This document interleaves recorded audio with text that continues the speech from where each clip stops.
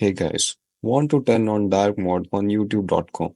Well, here's how to do it. First, open Google Chrome or any browser and search youtube.com.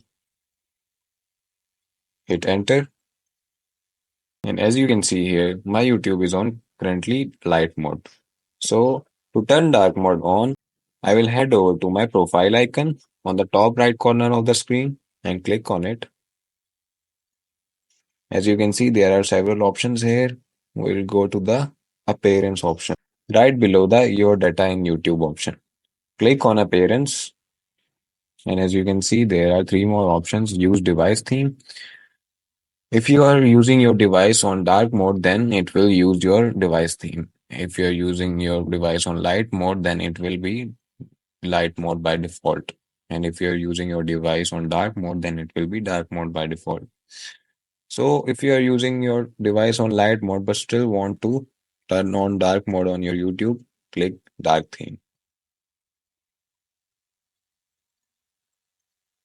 And as you click on it, there you go. We have successfully turned on dark mode on youtube.com. Please leave a like and comment and subscribe to the channel.